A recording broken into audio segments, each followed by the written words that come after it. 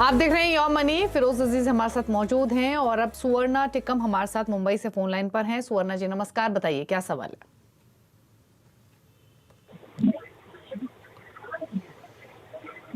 Suvarna please please अपना सवाल पूछिए।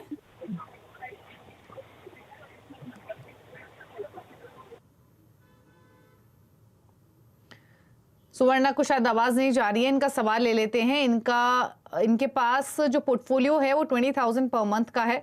15 इयर्स के पर्सपेक्टिव से ये इस पोर्टफोलियो में पैसे लगा रही हैं। जानना चाहते हैं कि पोर्टफोलियो कैसा है और क्या उसमें कुछ चेंजेस करने चाहिए या फिर नहीं, और दूसरा कितना एक्यूमुलेशन एक्सपेक्ट करें इन 15 इयर्स। फंड्स तो काफी सारे हैं इनके पास, इनफैक्ट ऑलमोस्ट 9 फंड्स इन्होंने लिए हुए हैं, जिसमें कैनरा रोबेको एमर्जिंग एक्विटीज है, कैनरा ही रोबेको का फ्लेक्सी कैप है, axis focus 25, axis growth, axis mid cap, Franklin US opportunities, SBI small cap, Nippon India small cap और मेरे एसेट लार्ज कैप। तो बताइए क्या सजेशंस इनके पोर्टफोलियो पर फिरोज जी। यस दीपाली जी, देखिए पहला सजेशन तो ये है कि फंडामेंटल प्रिंसिपल होता है कि एक एसेट मैनेजमेंट कंपनी की 3 स्कीमें खरीद के पॉइंटलेस है। सुवर्णा, ये इंपॉर्टेंट जहन में अपनी बात बिठा लें, क्योंकि आपके पास 9 स्कीम्स तो हैं बट 3 एक्सिस की हैं।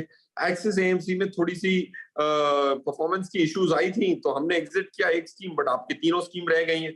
तो उसमें -10 एक में है, -3.6 है, -0.1 है। तो लास्ट 1 ईयर ये तीनों स्कीमों ने अंडर परफॉर्म किया है, और दूसरी स्कीम जो आपके पास पोर्टफोलियो है उन्होंने 8 से 12% की रिटर्न दिए। तो अगर ये 3 स्कीम परफॉर्म नहीं करेंगी तो ओवरऑल पोर्टफोलियो नहीं चलेगा। इसीलिए हैव 1 स्कीम पर एएमसी। अगर टॉप एएमसी हो, जैसे एसबीआई की टॉप एएमसी है, उसमें 2 रख ली फिर भी ठीक है। Right, that's point 1। Point 2, schemes में बदलाव की जरूरत है। दूसरा, आपने यूएस का फीडर फंड लिया है और उसमें -26% है। मेरे हिसाब से इंडिया के बाहर जाने की जरूरत नहीं है जब तक कि ग्लोब में आपके पास ग्लोबल ऑब्जेक्टिव्स ना हो। तो आपने यूएस फीडर फंड लिया, उसकी -26% की रिटर्न है। तो आप अपने पोर्टफोलियो में देख सकते हैं कितना डाइवर्जेंस है लास्ट 1 ईयर के परफॉर्मेंस में। एक साल में इतना -26 भी है और +16 भी है। तो आपको थोड़ी और स्कीम सिलेक्शन में मेहनत करनी पड़ेगी।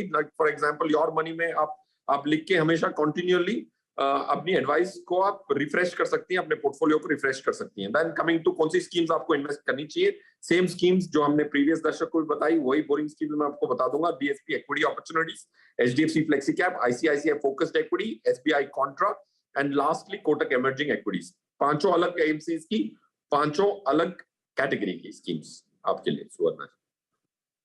ओके चलिए, तो ये आपके पोर्टफोलियो पर राय दी गई है, जिसमें आप कुछ फंड्स में बने रह सकते हैं, जिसमें मेरे एसेट का लार्ज कैप है, निपॉन इंडिया स्मॉल कैप है, Canara book flexi cap, Canara book emerging equities और एसबीआई स्मॉल कैप। साथ ही एक्सिस के जो तीनों फंड्स हैं उनसे निकलने की सलाह है, साथ ही फ्रैंकलिन यूएस अपॉर्चुनिटीज फंड से भी निकलने की सलाह है आपके लिए। और 1.25 करोड़ के आसपास की राशि आप एक्यूमुलेट कर सकेंगे 15 ईयर्स में, अगर आप 20,000 पर मंथ के बेसिस पे 15 इयर्स के लिए इन्वेस्ट करती हैं। तो चलिए, ये है सजेशन आपके पोर्टफोलियो पर। और इसके अलावा अब एक सवाल ले लेते हैं, ईमेल के थ्रू हमें भेजा है सुमित साहू ने। 31 साल इनकी उम्र है, 7,000 की एग्जिस्टिंग एसआईपी है, 45,000 का लमसम इन्वेस्टमेंट है, 15 इयर्स में 1.5 करोड़ का टारगेट है। फिलहाल पोर्टफोलियो देखेंगे तो इनके पास है एसबीआई का स्मॉल कैप, मेरे asset emerging blue chip, Kotak emerging equity, PGI India flexi cap, SBI Contra और बड़ौदा बीएनपी पैराबास का बैलेंस एडवांटेज फंड। और इन सभी में 1 से 2,000 की एसआईपीज इनकी चल रही हैं। 45,000 जो लमसम किया हुआ है फिरोज जी, वो बड़ौदा कंजम्पशन फंड में है। तो बताइए इनका पोर्टफोलियो कैसा है। यस, देखिए दीपाली जी, मेरे हिसाब से फंडामेंटली अगर आपके पास इक्विटी है तो इक्विटी आपको छोटी एसेट मैनेजमेंट कंपनीज की नहीं खरीदनी चाहिए। आप पहले 5-7 जो टॉप एसेट मैनेजमेंट कंपनी है उसमें सीमित रहें एज अ रिटेल इन्वेस्टर। आप 24,000 इन्वेस्ट कर रहे हैं monthly, which I think is great. Amount भी ठीक हो गया। बैंक ऑफ बड़ौदा बीएनपी पारिबास की आपके पास 2 स्कीम्स हैं। एक कंजम्पशन स्कीम है जो सेक्टोरियल स्कीम है या थीमेटिक स्कीम है, उससे दूर रहें। That's point 1। तो ये दोनों स्कीम आपको एग्जिट करनी है। मेरे हिसाब से पीजीआईएम का इंडिया फ्लेक्सी कैप फंड, मेरा एसेट इमर्जिंग ब्लू चिप को आपको एग्जिट करना है। ये 4 स्कीम में एग्जिट कर सकते हैं। एसबीआई की दोनों स्कीमें पकड़े रखें क्योंकि वो टॉप एएमसी है, 2 स्कीम्स चल सकता है। लार्जेस्ट एएमसी का कोटक इमर्जिंग इक्विटीज एक मिड कैप स्कीम है, वो भी आप रख सकते हैं। बाकी 5 schemes, Aditya Birla small cap एक इंटरेस्टिंग स्मॉल कैप होगा आपके लिए, और Franklin India blue chip, HDFC flexi cap, ICICI focused equity, DSP equity opportunities, ये 5 स्कीम को अपने पोर्टफोलियो में शामिल करें। जो 4 मैंने बताई उसको आप एग्जिट करेंगे तो एक अच्छा well diversified, category wise diversified and AMC wise diversified portfolio बन जाएगा। ठीक है, चलिए, तो ये सजेशन है आपके पोर्टफोलियो को लेकर, थोड़े बदलाव बताए गए हैं। चलिए फिरोज जी की टॉप 4 फंड्स पूछ लेते हैं। बताइए फिरोज जी, नए पोर्टफोलियो क्रिएशन के लिए किन फंड्स के साथ जाना चाहिए आपकी चॉइसेस के हिसाब से? Deepali ji, top 4 schemes from a weak standpoint वो ज्यादा चेंज नहीं होती, बट फिर भी मैं आपको नए दर्शक के लिए ये चारों स्कीम्स बता देता हूँ। पॉइंट 1 आपको लेना है कोटक इमर्जिंग एक्विटीज, एक मिड कैप स्कीम है। पंकज टिब्रेवाल उसके फंड मैनेजर हैं और वो बॉटम ऑफ स्टॉक पिकिंग के खासियत रखते हैं। पॉइंट 1।